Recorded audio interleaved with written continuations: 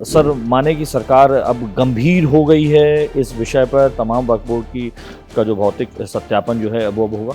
भारत सरकार ने ये तय किया है कि वक्फ बोर्डों में जो संपत्तियां हो वो वैधानिक संपत्तियां इंदराज हो।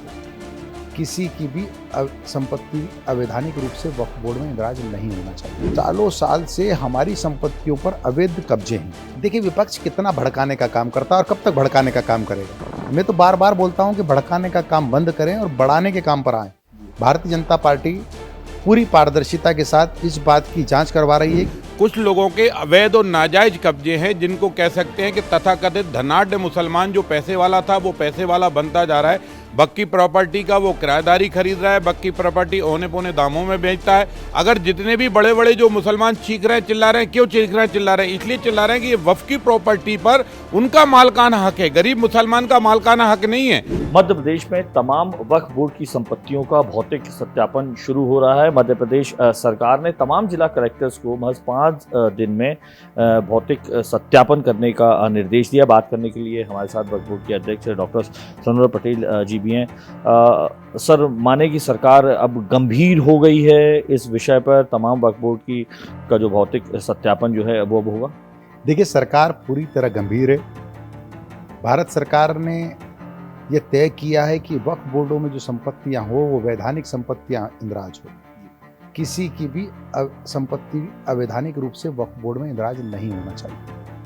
और उसी कड़ी में जेपीसी बनी और जेपीसी ने भारतवर्ष के सभी राज्यों को 15 बिंदुओं की जानकारी मांगी और उन 15 बिंदुओं की जानकारी में 12 जो बिंदु हैं वो राज्य वक्फ बोर्डों से संबंधित हैं। तो मध्य प्रदेश वक्फ बोर्ड ने अपने 12 बिंदुओं की जानकारी पूरी उपलब्ध करा दी। अब जो 3 बिंदु हैं वो राजस्व से संबंधित बिंदु हैं। तो सरकार पूरी तरह गंभीर है, भारत सरकार गंभीर है, राज्य सरकार गंभीर है और राज्य सरकार ने समस्त जिला के कलेक्टरों को राजस्व से जो ज़रूरतें पूरी होना है उसके लिए यह आदेश निकाला है। जैसे कि वक्फ में कोई संपत्ति इंदराज है, उसका खसरा है, वो खसरा 40 साल पहले या 50 साल पहले उस खसरे का नंबर अलग हो या तहसील के बाद तहसील अलग बन गई हो, तो ऐसे राजस्व अभिलेख जो राजस्व में अलग इंदराज हो गए हैं बंदोबस्त के बाद और वक्फ में अलग है, तो उन दोनों का मिलान होना चाहिए। जो वैधानिक नंबर है वो हमारे यहाँ इंदराज होना चाहिए, नंबर 1। नंबर 2, जो महत्वपूर्ण बात है वो यह है कि सालों साल से हमारी संपत्तियों पर अवैध कब्जे हैं और अवैध कब्जे भी थोड़े बहुत नहीं, लगभग 90% संपत्तियों पर अवैध कब्जे हैं। तो इस भौतिक सत्यापन से ये लाभ होगा कि ऐसे समस्त कब्जाधारी, उनके नाम हमारे सामने होंगे, कितनी संपत्तियों पर कब्जा है ये सामने होगा। उससे हम उनसे कब्जा, या तो वो हमारे वैधानिक रूप से किराएदार बने या कब्जा हटे। तो हम अगर वो वैधानिक किराएदार नहीं बनते हैं तो सेक्शन 54 में हम कार्रवाई करने में भी हमको आसानी होगी। तो निश्चित रूप से भौतिक सत्यापन को से जनता का लाभ होगा, वक्फ बोर्ड का लाभ होगा और वक्फ बोर्ड को कानूनी रूप से चलाने में मदद मिलेगी। पर विपक्ष का आरोप है ये सिर्फ कुछ लोगों को फायदा देने के लिए ये जो षड्यंत्र किया जा रहा है उनके मुताबिक षड्यंत्र ही है, क्योंकि इस तरीके से सिर्फ कुछ ही लोगों को फायदा होगा, वक्फ बोर्ड को फायदा नहीं होगा, ना उसे चिन्हित कर पाएंगे आप। देखिए, विपक्ष कितना भड़काने का काम करता है और कब तक भड़काने का काम करेगा। मैं तो बार बार बोलता हूं कि भड़काने का काम बंद करें और बढ़ाने के काम पर आएं।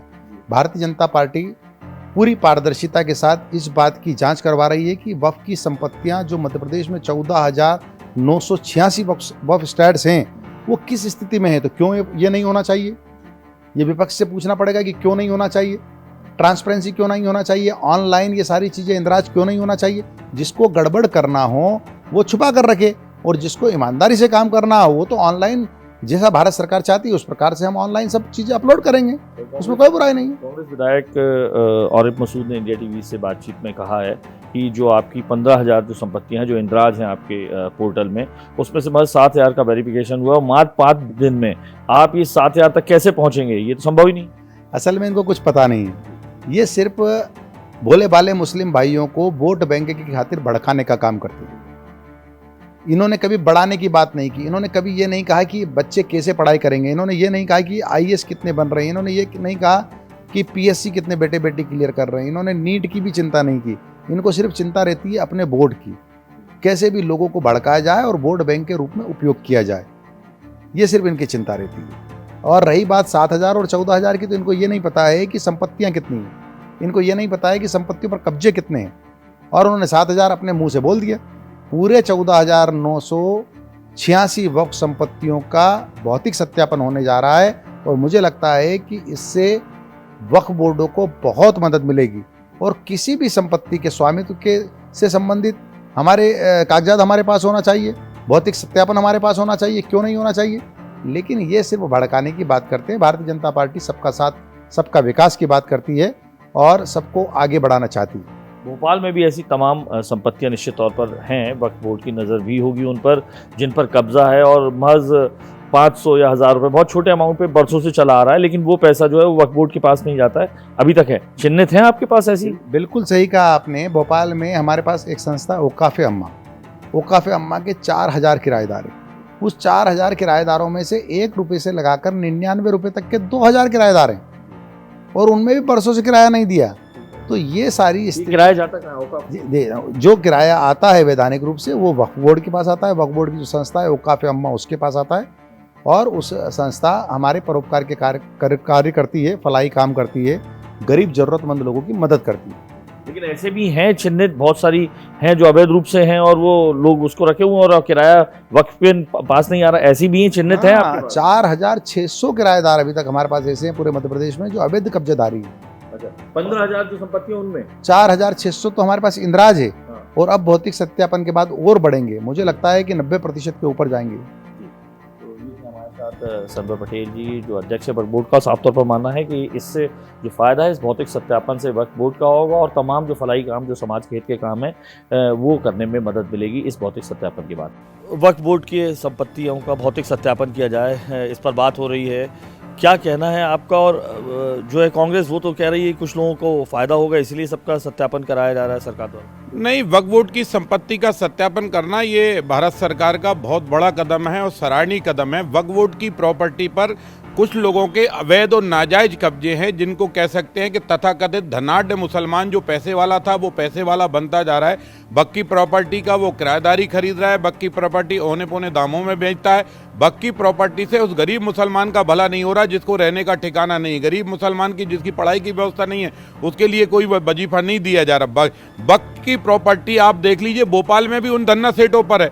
अगर जितने भी बड़े बड़े जो मुसलमान चीख रहे हैं चिल्ला रहे हैं, क्यों चीख रहे हैं चिल्ला रहे हैं? इसलिए चिल्ला रहे हैं कि ये वक्फ की प्रॉपर्टी पर उनका मालकाना हक है, गरीब मुसलमान का मालकाना हक नहीं है, ये इस्लाम का भी मालकाना हक नहीं है। वक्फ की प्रॉपर्टी का नाजायज तरीके से लोग दुरुपयोग कर रहे हैं और खुद एक के बाद एक धनाढ्य होते जा रहे हैं और बड़ी बड़ी गाड़ियां लेते जा रहे हैं, और गरीब मुसलमान दर दर की ठोकरें खाता जा रहा है। वो 5 किलो अनाज की लाइन में लगा है। अगर यही वक्फ की प्रॉपर्टी समय पर सरकार को मिल जाएगी तो गरीबों को पक्के मकान मिल जाएंगे, उनके एजुकेशन की व्यवस्था हो जाएगी, उनके रोजगार के धंधे खड़े हो जाएंगे। और इसलिए भारत सरकार की बहुत सराहनीय पहल है। इस पहल के माध्यम से सबको समानता जीवन जीने का अधिकार होगा, सब में समानता का भाव आएगा।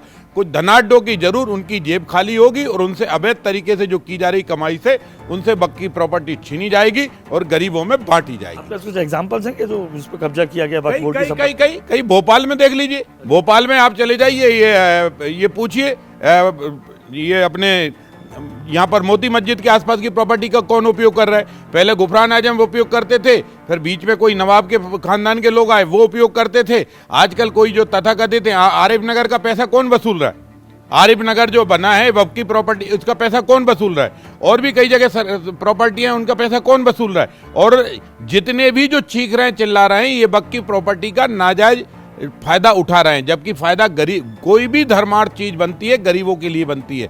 जैसे सरकार की कोई भी स्कीम बनती है तो गरीबी की रेखा के नीचे का बनता है, वैसे ही धर्मार्थ जब कोई योजना बनती है तो गरीबों के हित में बनती है। ये धन्ना सेठों के लिए हो गई, अपराधियों के लिए हो गई, गुंडे माफियों के लिए हो गई, और एक तरह से अगर कहा जाए तो ग्रोह माफिया पर वक्फ की प्रॉपर्टी पर लोगों का कब्जा है। और ऐसे मैं एक बताऊं, मेरे यहाँ एक बंटरी हिल करके बैरागढ़ में जगह है, 100 एकड़ पूरी ग्रीन बेल्ट की लैंड है, उस पर भी वक्फ का कब्जा शो कर दिया गया। कैसे हो गई? बल्कि 2021 के पहले तक वो भूमि जो है सरकारी घोषित थी, इसके बाद वक्फ की। तो कहीं ना कहीं वक्फ के प्रॉपर्टी में भी हेराफेरी हो रहा है, और सरकारी जमीन पर एक तरह से अगर कहा जाए तो ये भी एक लैंड जहाज की परिभाषा हमारा है। सरकारी जमीन को एन कैन प्रकरण कब्जा करना और माफियों के द्वारा बेचना और मोटी रकम लेकर बड़ी बड़ी लंबी लंबी गाड़ियों में जाना और जब आए तो इस्लाम खतरे की बात कहना। इसमें कुछ कांग्रेस के लोग भी आपको मान रहे हैं?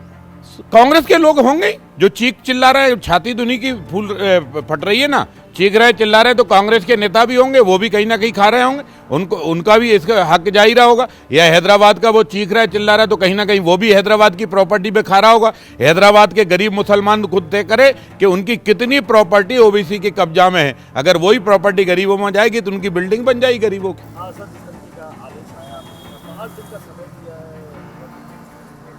ये एक मजाक है और मैं शुरू दिन से बात कर रहा हूँ कि जेपीसी बहुत जल्दबाजी कर रही है बिल लाने के लिए और बार बार ये कह रही है कि ये बिल हम वक्फ की प्रॉपर्टियों के संरक्षण के लिए ला रहे हैं, वक्फ की हित के लिए ला रहे हैं। और हम शुरू दिन से कह रहे हैं कि आप वक्फ के हित के लिए नहीं ला रहे हैं, चंद लोगों को फायदा पहुँचाने के लिए ला रहे हैं। और वो बात आज साबित हो गई।